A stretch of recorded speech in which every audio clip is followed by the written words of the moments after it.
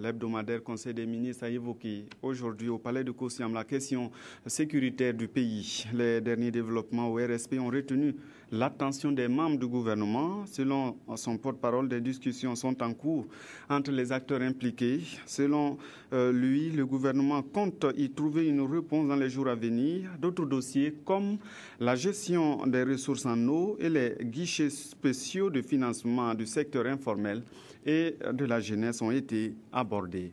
Ernest Kambiré a fait l'objet d'examen par le Conseil des ministres de ce mercredi et sans conteste celui portant sur les derniers rebondissements de la crise au sein du régiment de sécurité présidentielle RSP.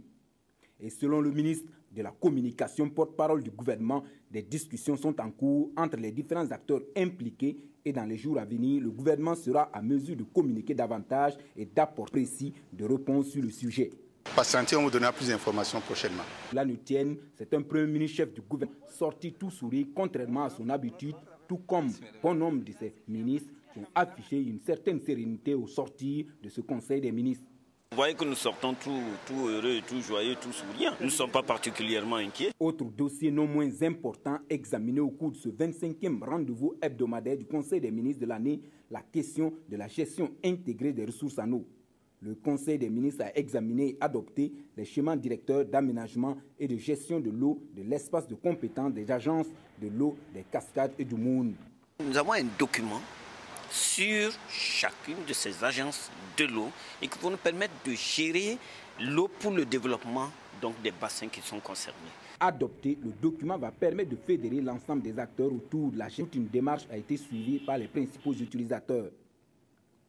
Au titre du ministère de l'Économie et des Finances, le Conseil a évalué de la mise en œuvre des guichets spéciaux de financement des acteurs du secteur informel et de l'entrepreneuriat féminin.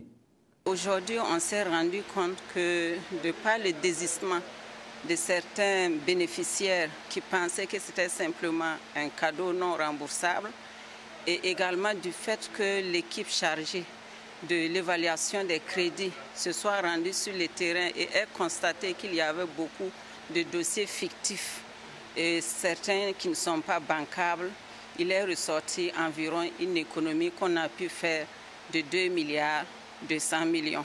2 milliards 200 millions de francs CFA qui seront, de l'avis du ministre en charge du dossier, réinjectés dans la réalisation d'un certain nombre d'infrastructures sociales de base. Le second dossier qui a fait l'objet d'examen par le Conseil des ministres et qui intéresse bon nombre de Burkinabés et plus particulièrement des détenteurs de bâtiments, c'est ce décret préparé et adopté pour désormais ouvrir la location des baux administratifs à tous les Burkinabés sans exception.